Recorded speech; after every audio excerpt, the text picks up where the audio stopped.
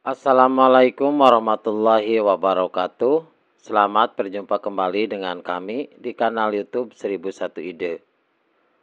Pada video kali ini kita akan membahas mata pelajaran matematika kelas 5 sekolah dasar. Halaman 188 sampai dengan 190 kurikulum Merdeka Belajar. Edisi buku tahun 2022. Halaman ini termasuk ke dalam bab yang ke-6 dengan pembahasan mengenai sudut dan dibahas secara lengkap pada semester yang kedua. Kita akan membahas pada bagian uji kompetensi. Sebelum lanjut pada video pembahasan, kami mengucapkan terima kasih atas dukungannya terhadap perkembangan channel ini, yaitu dengan menekan tombol subscribe dan mengaktifkan tombol notifikasinya untuk mendapatkan informasi terbaru dari channel ini. Silakan buka bukunya, kemudian perhatikan pada halaman 188 pada bagian uji kompetensi.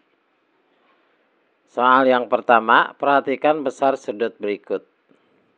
Sudut terkecil yang dibentuk oleh jarum pendek dan jarum panjang pada pukul 11.00. Perhatikan pada gambar jam analog ini, pukul 11 berarti jarum pendeknya ke angka 11 dan jarum panjangnya ke angka 12.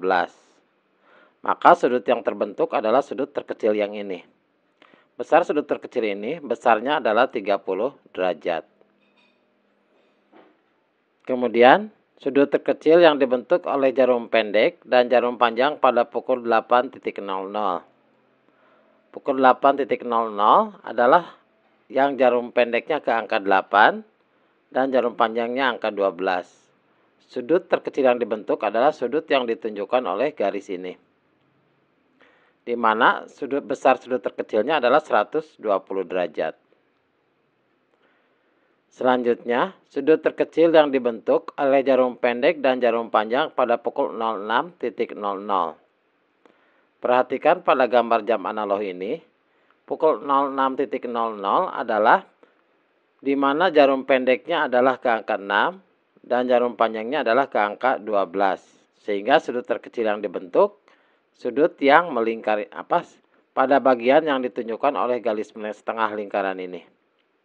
Di mana besar sudut terkecilnya adalah 180 derajat. Selanjutnya pertanyaannya, sudut manakah yang paling besar dan berapa ukurannya? Apabila kita perhatikan, di sini sudut terbesarnya adalah 180 derajat. Dibandingkan yang lain, yang lebih kecil yaitu 30 derajat dan 120 derajat. Maka, sudut yang paling besar adalah sudut yang dibentuk oleh jarum pendek dan jarum panjang yang menunjukkan pukul 06.00, yaitu 180 derajat.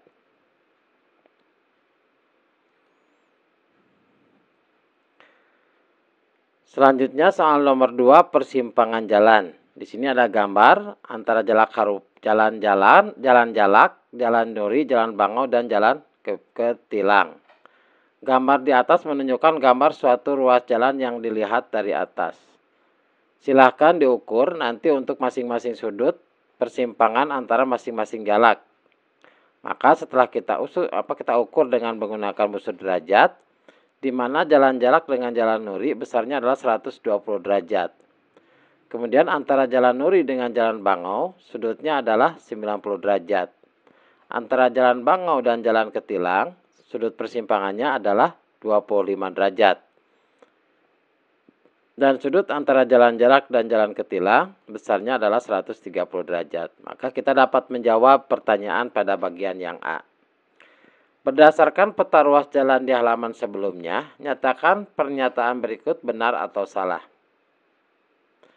Nomor yang pertama, sudut antara jalan jalak dan jalan nuri adalah sudut yang paling besar. Perhatikan, jalan jalak dengan jalan nuri adalah 120 derajat. Sedangkan ada jalan yang lebih besar lagi, yaitu antara jalan jalak dengan jalan ketilang 130 derajat.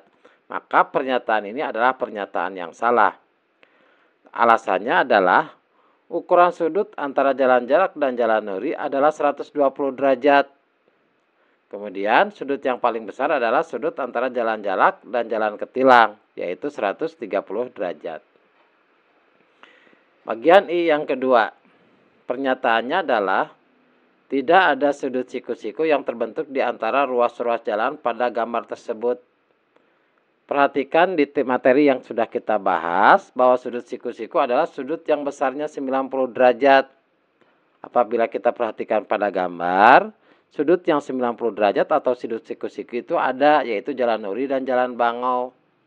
Maka pernyataan ini adalah salah. Alasannya, sudut antara Jalan Nuri dan Jalan Bangau adalah 90 derajat. 90 derajat itu berupa sudut siku-siku. Selanjutnya I yang ketiga. Besar sudut antara jalan jarak dan jalan ketilang adalah 130 derajat. Jadi pernyataan ini adalah benar karena setelah kita ukur ternyata sudutnya adalah 130 derajat. Selanjutnya pada bagian B, gambarnya masih tetap sama. Tentukan jenis dan sudut berikut dengan memberi tanda centang pada jenis sudut yang sesuai. I yang pertama, sudut antara jalan jalak dan jalan Nuri. Jalan jarak, sudutnya dengan jalan Nuri adalah 120 derajat. Definisi sudut tumpul adalah sudut yang besarnya lebih dari 90 derajat. Maka ini termasuk ke dalam sudut yang tumpul. Kemudian sudut antara Jalan Nuri dan Jalan Bangau. Antara Nuri dan Jalan Bangau, besar sudutnya adalah 90 derajat. 90 derajat ini adalah sebuah sudut siku-siku. Kemudian antara Jalan Bangau dan Jalan Ketilang. Jalan Bangau dengan Jalan Ketilang besar sudutnya adalah 25 derajat. 25 derajat ini termasuk dalam sudut yang lancip karena definisi sudut yang lancip adalah sudut yang terbentuk yang besarnya adalah 0 derajat sampai dengan di bawah 90 derajat. Kemudian yang keempat, sudut antara Jalan Ketilang dan Jalan Jalak besarnya berapa? 130 derajat. 130 derajat ini termasuk ke dalam sudut yang tumpul karena besarnya di atas 90 derajat. Sebuah sudut yang besarnya di atas 90 derajat itu termasuk ke dalam sudut yang tumpul.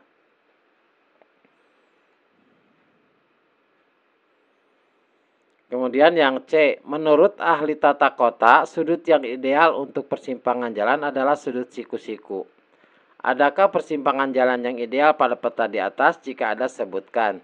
Sudut siku-siku adalah sudut yang besarnya 90 derajat. Perhatikan pada gambar di atas, ini adalah gambarnya. Bahwa Jalan Nuri dengan Jalan Bangau besarnya adalah 90 derajat. Sehingga adakah persimpangan jalan yang ideal pada peta di atas? Jawabannya adalah ada. Jika ada, sebutkan. Persimpangan yang ideal adalah dari arah Jalan Nuri menuju Jalan Bangau ataupun sebaliknya, yaitu dari Jalan Bangau ke Jalan Nuri. Karena besar sudut di antara keduanya adalah 90 derajat. 90 derajat ini adalah sudut siku-siku. Yang D, menurut ahli tata kota, semakin kecil sudut persimpangan jalan, maka akan semakin menyulitkan kendaraan untuk berbelok. Pada peta tersebut, kendaraan dari arah mana yang paling sulit berbelok? Mengapa demikian?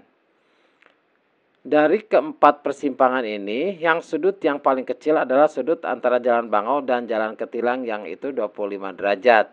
Maka jawabannya adalah kendaraan yang paling sulit berbelok ketika melewati Jalan Bangau menuju Jalan Ketilang. Ataupun sebaliknya, berarti dari Jalan Ketilang ke Jalan Bangau. Besar sudut antara kedua ruas jalan tersebut adalah 25 derajat yang paling kecil di antara sudut-sudut persimpangan yang lainnya. Yang ketiga, memasang keramik. Seorang tukang memasang keramik dengan menggunakan pola berikut. Ini ada pola pertama dan pola yang kedua. Pak tukang akan memotong keramik untuk mengisi bagian kosong yang diberi tanda panah. Bantulah Pak tukang untuk membuat potongan yang tepat. Berikan alasan mengapa potongan tersebut cocok digunakan. Jadi apabila kita perhatikan ini pola yang pertama. Pola yang pertama itu dapat menggunakan potongan dengan menggunakan segitiga. Ataupun juga dengan menggunakan pola yang pertama tapi memotongnya adalah berbentuk jajar genjang, di mana sudut yang ditunjukkan oleh kursor ini besarnya sama dengan sudut yang di depannya. Begitu juga sudut yang sebelah kiri atas ini sama dengan yang di kanan bawah. Kemudian untuk pola yang kedua, pada pola yang kedua juga sama, kita dapat memotong segitiga seperti ini atau juga membentuk jajar genjang di bagian yang sebelah kanan. Demikianlah video pembahasan untuk mata pelajaran matematika kelas 5 halaman 188 sampai dengan 190. Semoga video ini bermanfaat. Assalamualaikum warahmatullahi wabarakatuh.